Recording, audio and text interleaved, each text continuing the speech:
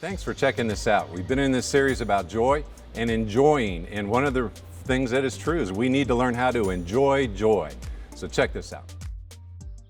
Welcome to all you. It's an honor to be able to speak this weekend. Pastor Drew invited me, and I go, that would be an honor. And he goes, what do you want to speak about? And I said, that's dangerous.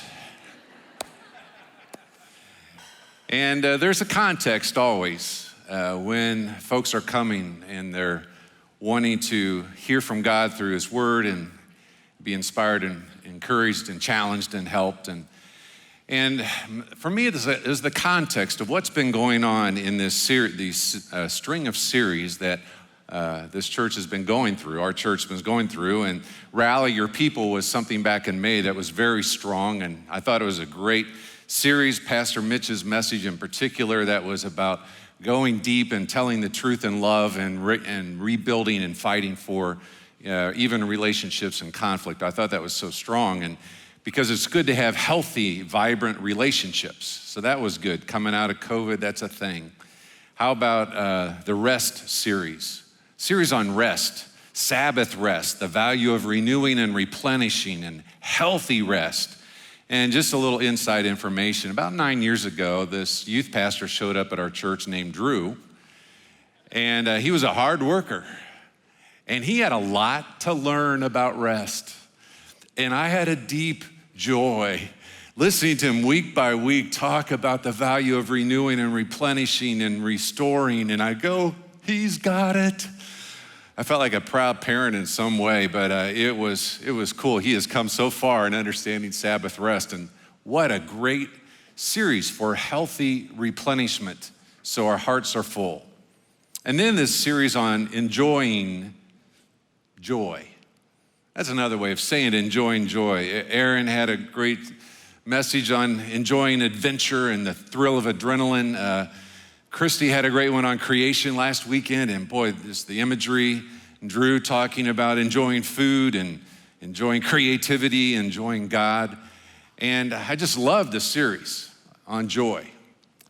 But personally, I also every week had a frustration. And the frustration is not just mine, it's also yours in this way. I've observed and listened to lots of friends, followers of Jesus and other friends, who have a hard time receiving or accepting or celebrating or enjoying joy. We do. Well, at least I do. Okay, so maybe this is all about me and not you, but I'm a mess when it comes to enjoying joy. I'm a lot better than I used to be, but I am not done, and it seemed week by week by week is what is it about me that doesn't quite get all the joy that God wants me to have? What is it that limits my joy? And so I guess this weekend I'm talking about the exclamation point. Enjoy. You get it? And even if I just shouted at you, you're gonna go, oh, okay now, I got it. No, there's something in us that limits our joy. What is the deal with that? Well, to get us into the message, I'm going to start with a story that happened about a month ago, and a sad, glad moment. A long-time Ridger that was such a dramatic grace story and invited so many people into the grace that she found. A lady named Phyllis Markowski. She passed away about a month ago, and I was able to help with the funeral, and it was very tender and very full of joy and grief at the same time. And her daughter, as she was cleaning up the house in some ways after her mom's death, found a box, and in the box was a coffee mug, and this daughter knew that this was an undelivered gift, because it wasn't hers, it wasn't her mom's. Her mom had bought it for somebody, and she figured out it was probably me, and so she gave me this gift that had never been given to me by her mom. And here's a picture of it. It's a coffee mug that says, "Pastor warning, anything you say or do could be used in a sermon."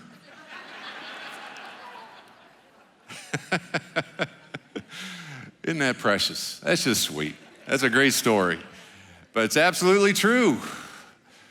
And my kids were usually the ones that I used as the stories through the years. And when I was younger, I didn't do a good job of asking permission. Can I tell the story about you? Where it was something they really didn't want anybody to know. And so I violated them in that kind of transparency. And so I learned through the years, and eventually there was a truce reached from another pastor friend who told me, this is a deal I reached with my kids, pay them $5 every time you use a story.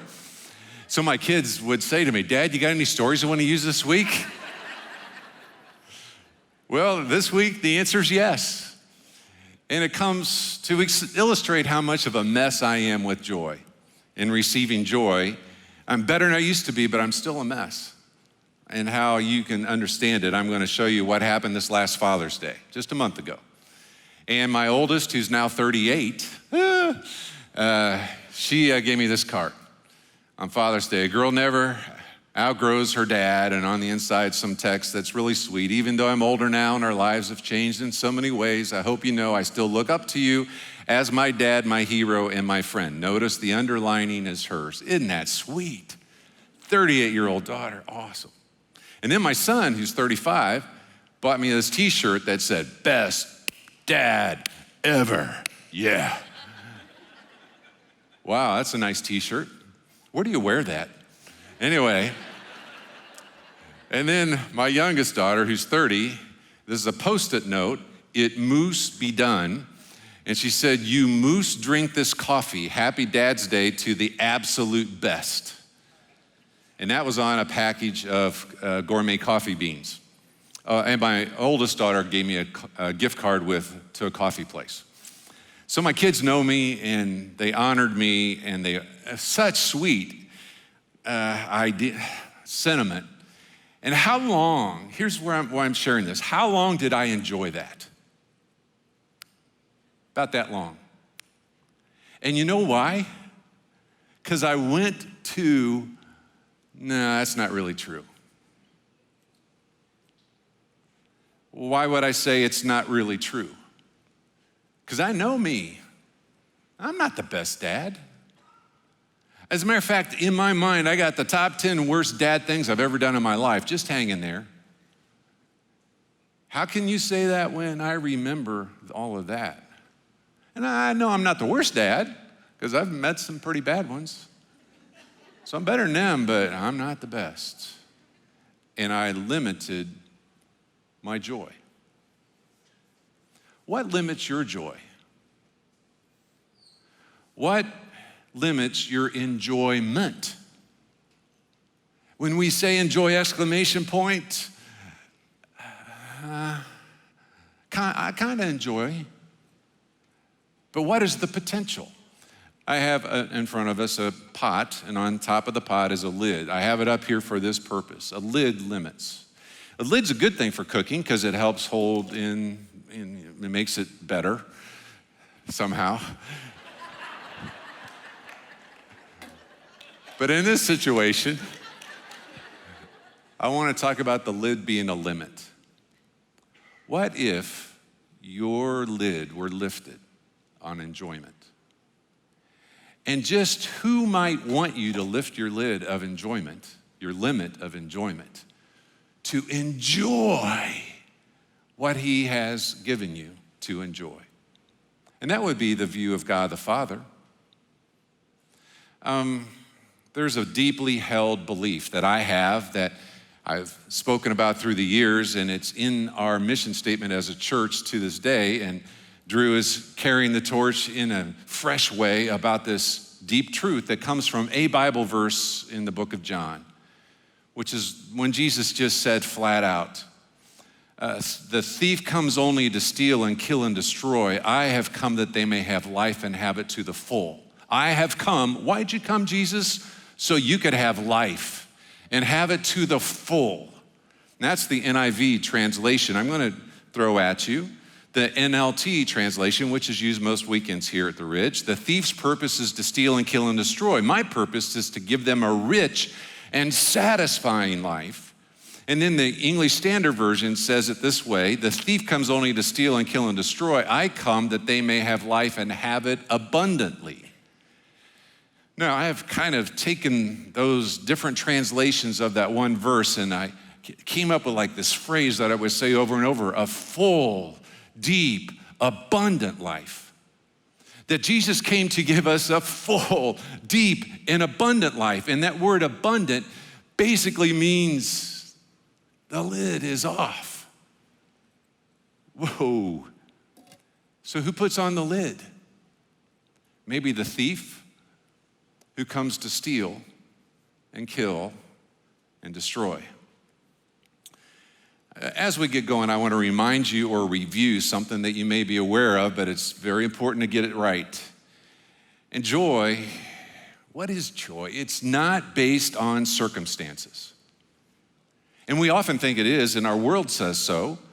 What do you mean it's not based on circumstances? When everything's going great, then I can have joy. Once we get through this bad time, then I can have joy. That's not the truth about joy, because joy is deeper than our circumstances. How do we know that? Well, here's a verse in James 1:2, where James says, "Consider it pure joy, my brothers and sisters, whenever you face trials of many kinds." And everybody goes, huh?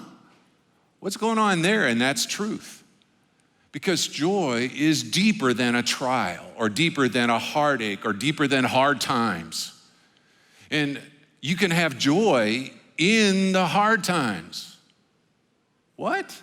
How can that be? Well, I'm going to go out and get macro on you, because this is the truth. We live in a world under the curse of sin. Ever since the first sin in the garden, with sin came death. So we live in a world where everybody dies. That's the curse of sin. And part of the curse of sin also is, as God gave us the freedom to choose, he allowed us to choose evil. So people choose evil in this world. So we're in a world with evil. We're in a world with death. We're in a world with evil. We're in a world with conflict and sickness and illness and sin and crime and poverty and abuse. We can just go down the line and say, that is our world.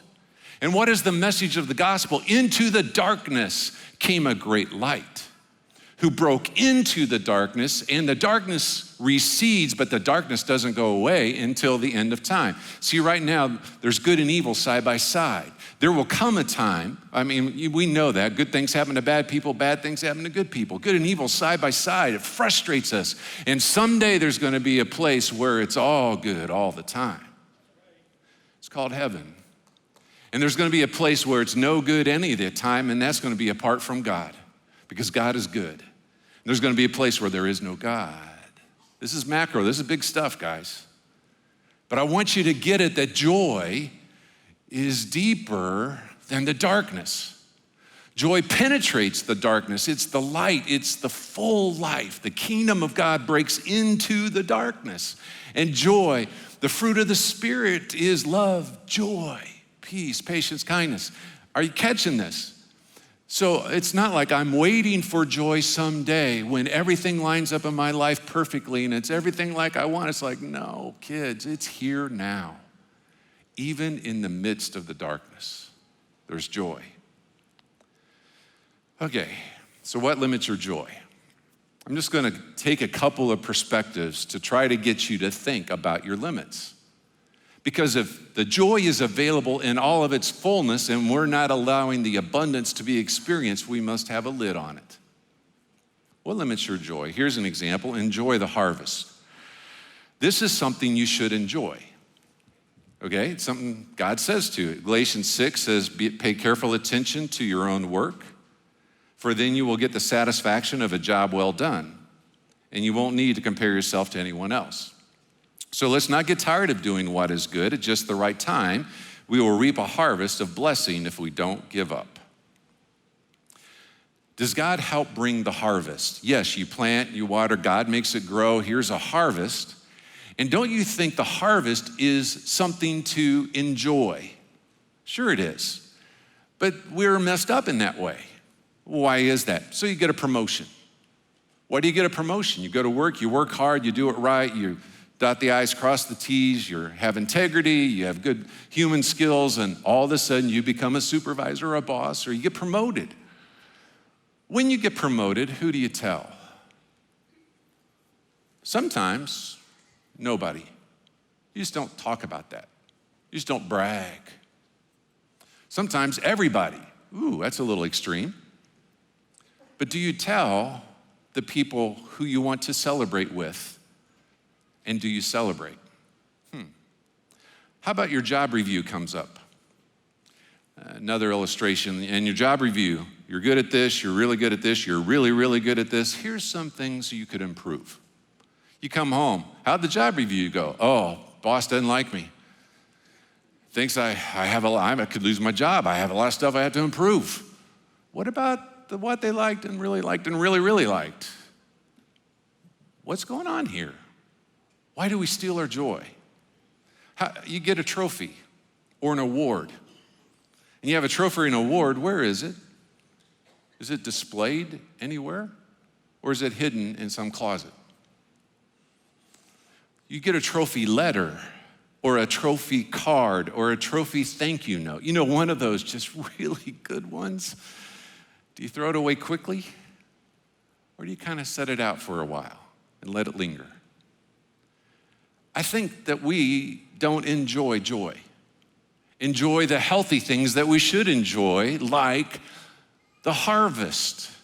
When you plant and you water and you work and you're diligent and you're faithful and you're consistent and there is a harvest, is it healthy to have a pride in your work? A healthy pride. Not an arrogant pride, but a healthy pride. Is it healthy to have pride in your standards that you hold up? Do you enjoy your work? That's just one story. Here's another thing to challenge you on enjoying. The close cousin, enjoy the fruit. Not just enjoy the harvest, enjoy the fruit. What do you mean by that? Psalm 128. How joyful are those, hear that? How joyful are those who fear the Lord, all who follow his ways. You will enjoy the fruit of your labor. How joyful and prosperous you will be. That's a lot of joy in one verse. Enjoying the fruit of your labor. The fruit of your labor. It's another way of saying harvest, and one has more to with achievement. The other is the blessing of God, fruit that he provides, perhaps. Say you're building a business, and you start with just a pickup truck that's pretty beat up, and then you get a fleet of beat up pickup trucks, and now you have a fleet of nice trucks with great employees and satisfied and loyal customers. Is that the fruit of your labor? Say you were very much in debt and you heard about Financial Peace University and Ramsey, and you had a goal of getting out of debt, and you started the debt snowball and you paid off the first debt, then the second debt, then the third debt, and the fourth debt, and now you're debt free. Is there a fruit of your labor that you can enjoy because you're debt free? Oh, we're debt free. We're debt free. How about you get a new house and you feel guilty? How about you get a new car or a new cabin or a new boat or jet skis or an RV or a great vacation? Who do you tell? Oh, we don't want to tell anybody because it could be bragging. We tell everybody because we're kind of cool. You see how both of those are not good. But there's a good in here that we miss. Who do you celebrate with? Healthy is what I call Goldilocks. Goldilocks is a story about, too hard, too soft, just right, too hot, too cold, just right. And there's a Goldilocks in here.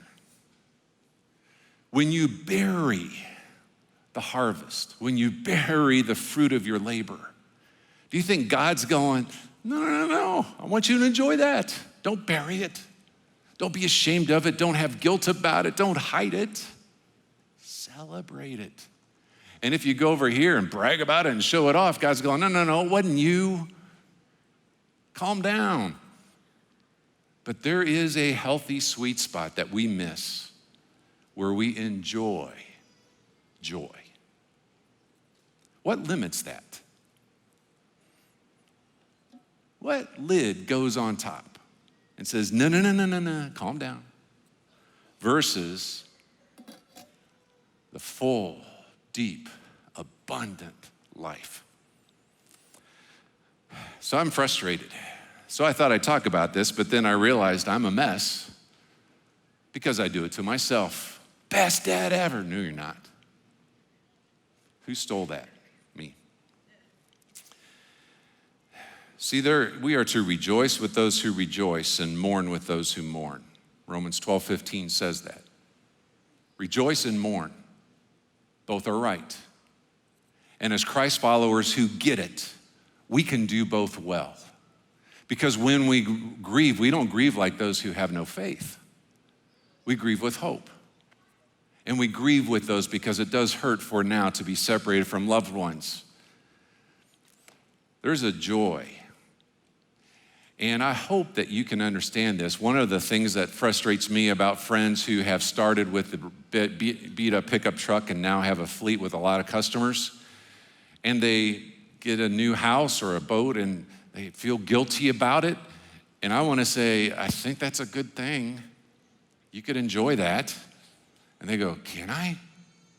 Yeah, because the rest of the story is you're also generous. What do you mean by that? A Christ follower who has the fruit of his labor, who tithes and gives well above his tithe. I mean, that's called a spiritual gift in Romans 12. The gift of giving is a spiritual gift. And when someone who has enjoyed the fruit of their labor and been generous, they can write a generous check to some institutions that's going to change lives. And what's the joy of writing a generous check? And yet some of us steal the joy. We steal it from them, or we tell them that they shouldn't be that happy about what they got. We have a lot to learn. I have a lot to learn about not limiting joy. And so I've been thinking about it personally, and this week I actually challenged or asked some pretty mature Christians about this frustration I have and this limit I have in myself. And two of them were Christian marriage and family therapists. And does Kevin need therapy? Sure I do, I'm a mess. But that wasn't why I was talking to him, but at the same time, I'm a mess. And what do we do to get rid of these limits, or how can we attack or increase the capacity of receiving joy that what God wants to give us? So here's some ideas. It's kind of interesting because there's nothing new under the sun. The first idea that came was really from our Rally Your People series. The importance of healthy, deep relationships with others, because most unjoyful people are isolated. They tend to be isolated. It's one thing to be an introvert, but it's another thing to be isolated. And when you are connected with, if you are a joy bringer, it is really good for you to be connected with other joy bringers, and it's amazing how the joy increases when you're around joy bringers. So don't be isolated. Second thing, rest and replenish well. It's kind of interesting. The rest series come up because when our hearts are tired, fatigued, burnt out, it's hard for us to be joyful. But when we have been replenished and renewed and recreated, our heart is full. And one of the fullness of the Spirit is full of joy. So it's good to rally your healthy people, and it's good to rest well. Interesting. Third thing, have a current gratitude list. It seems that gratitude and joy kind of connect in some way. And I would always encourage around Thanksgiving time that you write down your 25 great things in life, current list kind of thing. And I realize that mine gets outdated every year. By the time I get to Thanksgiving, I have to update it because there's so many different things in my life. And I got thinking, this advice by one of the therapists was awesome.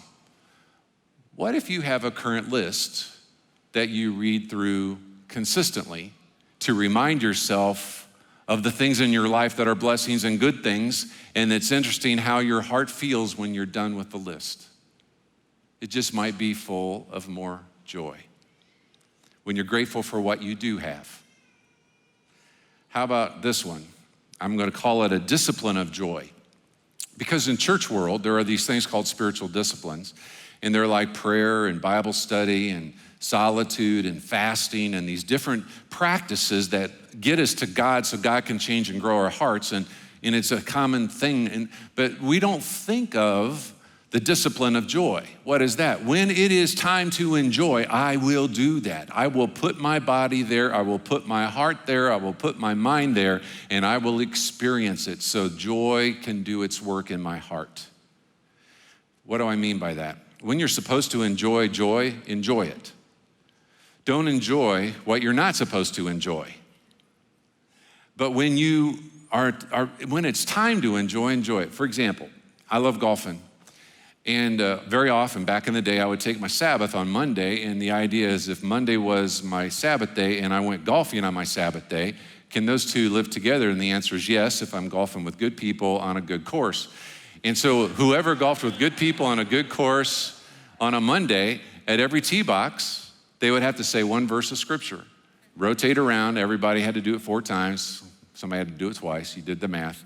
But we would do that, and I enjoyed nature. I enjoyed my friends. I enjoyed God's truth while I was golfing. And it was like, if you're gonna do it, do it. Make that a discipline. Show up when it's time to receive the graduation, which is what I'm gonna go to next. Show up and embrace and linger in moments of joy. How many times do people work really hard to create the environment or the setting for a great event? Say a surprise 40th birthday party.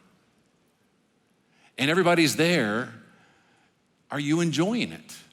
Are you distracted by this and that and this and that and this and that, the drama? Or are you really soaking in the joy? Any kind of big family gathering, any kind of meal, any kind of connection where this should be full of joy and it's not, and why is it messed up, and how much of that mess is my lid and my junk? How do I lift the lid and make every moment that should be enjoyable really enjoyable? And if I am reading the home run thank you card or the Father's Day card, do I read it once? Do I read it twice?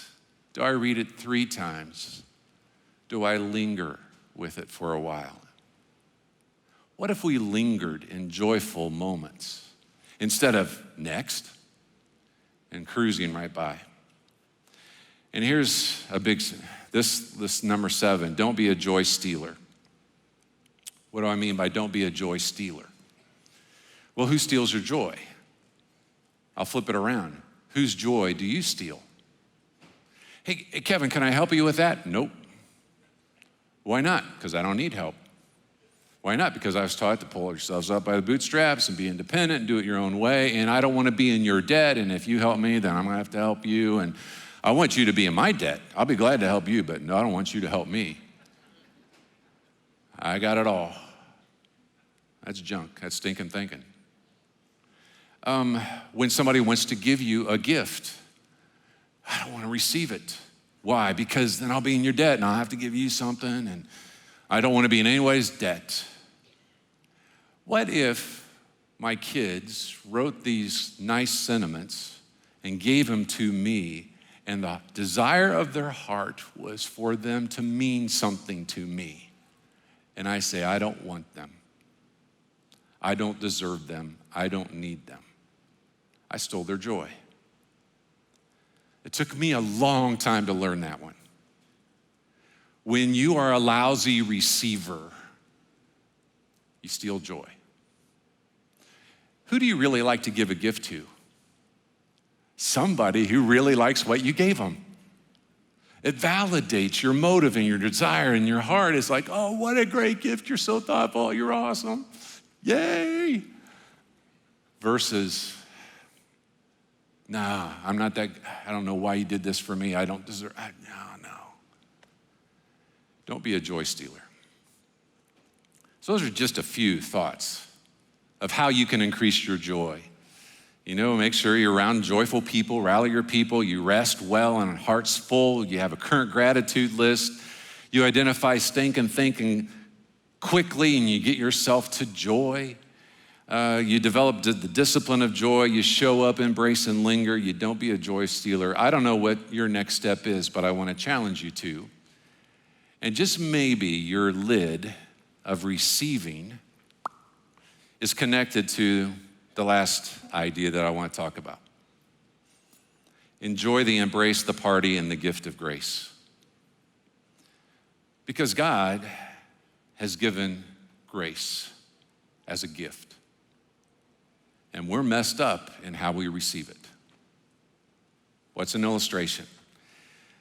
Back in 2001, our church spent a 4-week series on the return of the prodigal, which is a painting.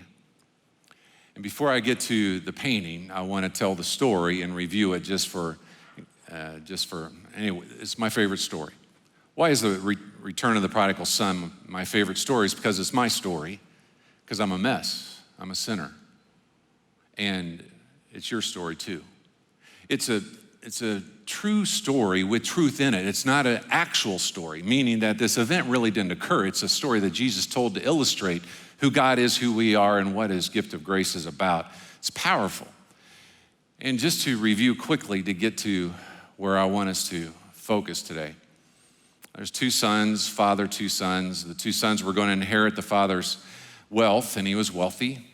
And the oldest son was going to get the bulk of it, like 2/3. The younger son was going to get 1/3.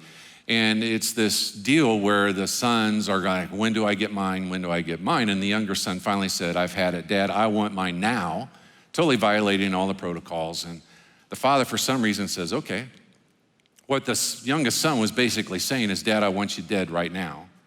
Because I know I'm not supposed to get this money until you're dead, but I want it now.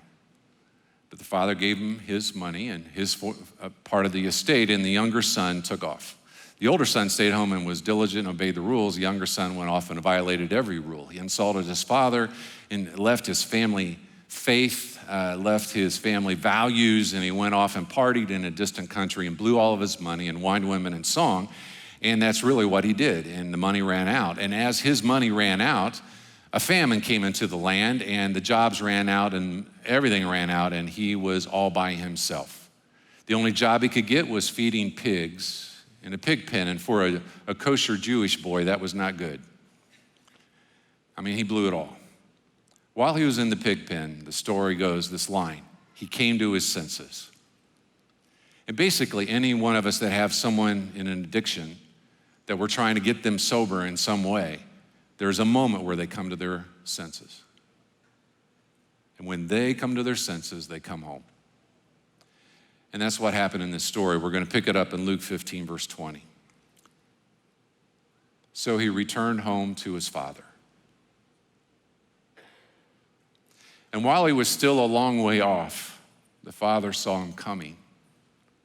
Filled with love and compassion, he ran to his son, embraced him, and kissed him. His son said to him, Father, I've sinned against both heaven and you, and I'm no longer worthy of being called your son. But his father said to the servants, quick, bring the finest robe in the house and put it on him. Get a ring for his finger and sandals for his feet, and kill the calf we have been fattening. We must celebrate with a feast, for this son of mine was dead and now has returned to life. He was lost, but now is found. So the party began. Can you imagine the joy of the father? What did the son do with that gift of grace? Did you hear him reject it? I'm not worthy to be your son. I was going to be a servant. The prodigal has been this universal story that has helped people understand God in all kinds of ways throughout history and time, including the master Rembrandt. And Rembrandt drew a painting back in 1607, maybe 1667, called The Return of the Prodigal, and we're going to put the image up on the screen so you can look at it for a while. We're just going to talk about it. Henry Nouwen wrote a book called The Return of the Prodigal, and his reflections on the artwork and the imagery there. And I just want to dwell on it for a second. It's in St. Petersburg or Leningrad, Russia, at the Hermitage Museum. You can go see it someday if you want, I guess. But it's not an accurate biblical scene. Rembrandt took artistic liberties.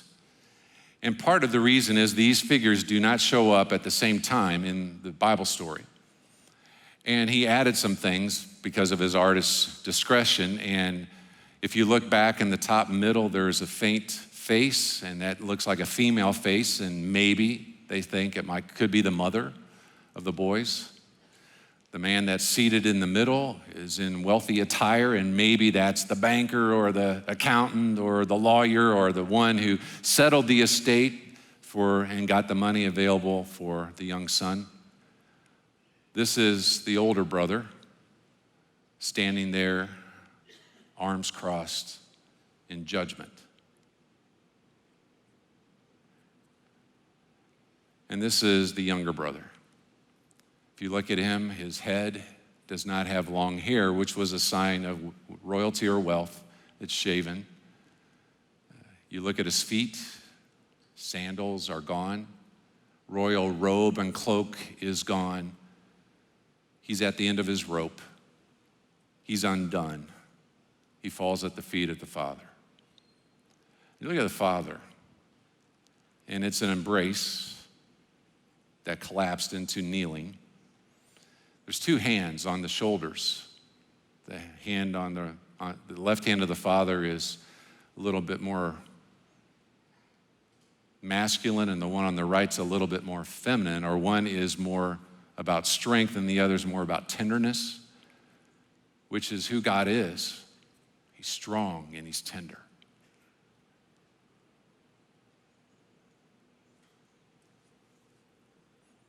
So why are we ending this weekend on this idea? It's a gift to you. Grace. Come just as you are. I know what you've done. I know your story. I know how you've insulted me. I know every bad thing you've ever done. And I run to you to embrace you. That's God speaking to you. How do you respond to the embrace? Do you push away like the prodigal son did and said, I'm not worthy to be your son. I just want to be your servant. There's all this grace available. Do you push away? You ever tried to hug somebody who don't want to be hugged? What about you? What if you leaned into the embrace of God and fully received the grace that is available to you, that He is running to you to extend? No limit. How much grace have you received? How much of the love and the joy and the forgiveness and the acceptance have you embraced? And just maybe, if we embrace the grace of God, just maybe a piece of that embrace might be the joy of the Father, that we have come home and we celebrate in His joy. All I know is the thief comes to steal, kill, and destroy. And he doesn't want you to lean into the embrace. Stinking thinking. He's going to try to get you to come up with reasons why you don't deserve it. And everybody else can lean in the embrace, but you know, you can stand afar. You can maybe be in the room, but over here. What would it be like if we enjoy the embrace, the party, and the gift of grace? And just maybe that joy is something that we share with others. Let's run to the Father. Thanks for watching, and if you want some help with this topic, just text that number on your screen and folks will be helping you all week with that. And we hope you come around the Ridge, and we hope to see you there next weekend.